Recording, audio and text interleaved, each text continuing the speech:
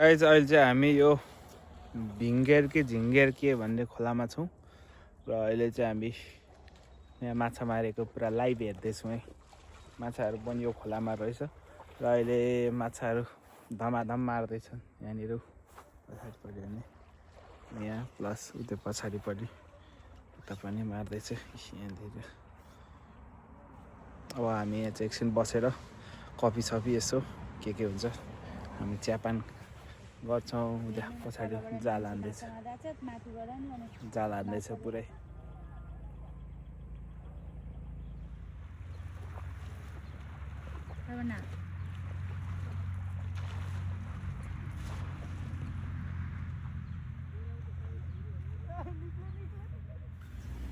ल अब चाहिँ हामी कफी खाँदैछौँ।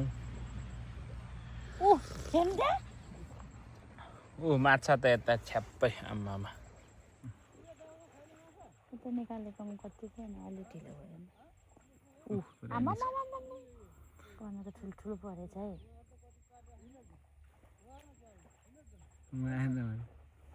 तिहारीमा पो खतरा मारेछ त अनि जाल खेल्दा भन्दा नि।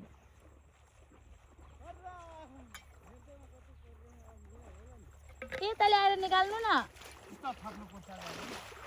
निकाल्ने होइन पहिला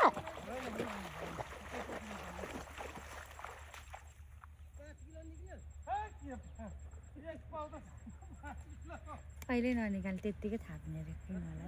हेर्नु यहाँ नाचेको माछा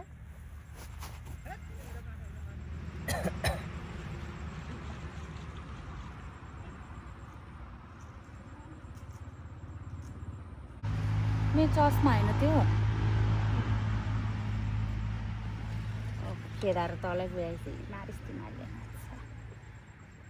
माछा देखेर रहर पर भएर हिँड्दो रहेछ। अनि छेउमा बसेर पो हान्नु हो त पानीमा हिँडेर पनि कसै लान्छ त। मुनि एउटा डुबेर बसिरहेछ तिहारीमा परे माछा अघेर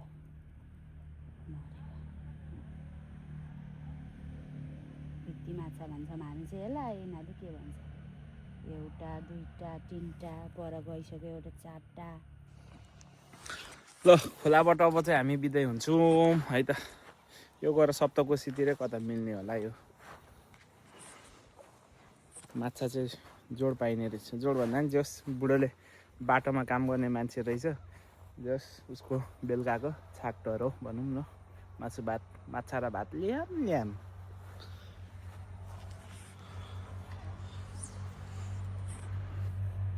ब्लग गर्ने मान्छे रिसाइरहेछ।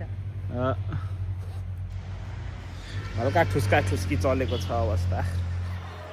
हेलो गाइज अहिले चाहिँ हामी यो बागमती पुल भन्ने ठाउँमा आइपुग्यौँ। अब यहाँदेखि चाहिँ हेटौडा सुरु हुन्छ जस्तो छ। मकवानपुर सुरु भयो मकवानपुर हेटौडा। अनि हामी चाहिँ अब कफी खान आएका छौँ।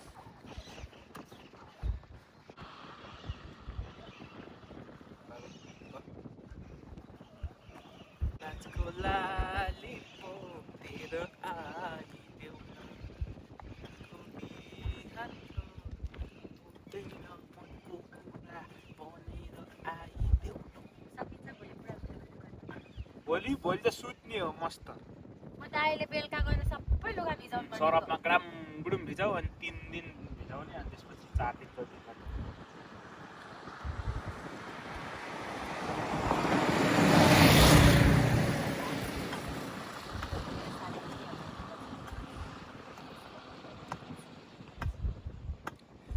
गाइज हाम्रो यो पूर्वको भ्लग चाहिँ यहीँनिर इन्ड गर्नुपर्छ जस्तो छ कि अलिकति राम्रो सिन आयो भने अँध्यारो पर्छ के अब त रात पनि पर्छ। अब त 1 घन्टामा पुगिन्छ नि 2 घन्टा लाग्छ। रात भएपछि तपाईँले बुझाउँदैन।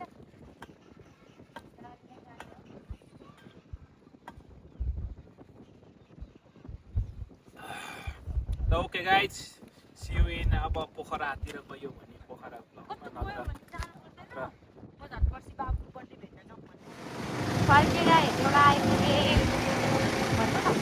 ल गाइज हामी चाहिँ हेटौडा आइपुगेको अवस्था यो खोइ तोडफोड भएको अवस्था खोइ देखेको छैन खासै। यहाँनिर अलिक माथि होला हेटौडा। यो चाहिँ हामी आइपुग्यौँ 1 to 20 हेटौडाको। हाँ? सङ्गम चोक सङ्गम चोक आइपुग्यौँ हामी चाहिँ कान्तिराज फोर्ट क्या कान्तिराज पथ रे भन्छन् यहाँ चाहिँ अलिकति ट्राफिक रुल्स राम्रो छैन कि आफै जोगिने हो गाडी एउटा बजार रात्रि यस्तो छ रात्रि हेर्नु एउटा बजार नहाल्नु न उसले चाहिँ यो ट्राफिक रुल्स नभएको ठाउँ हो कि ठाउँ हो यी किन नभन्काउने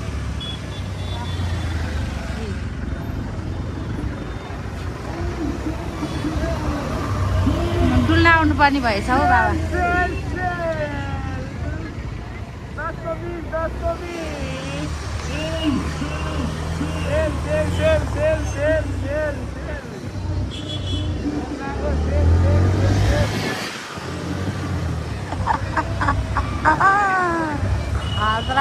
घरहरू भत्ताको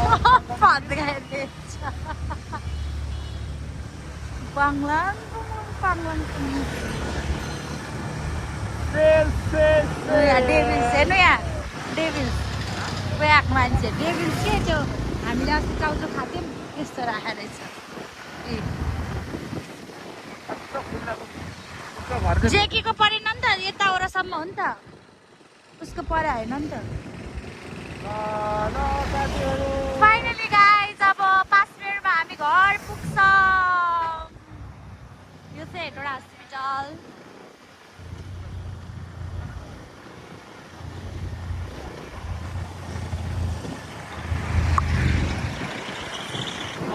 फाइनली हामी राप्ती पुल पनि आइपुग्यौँ राप्ती पुल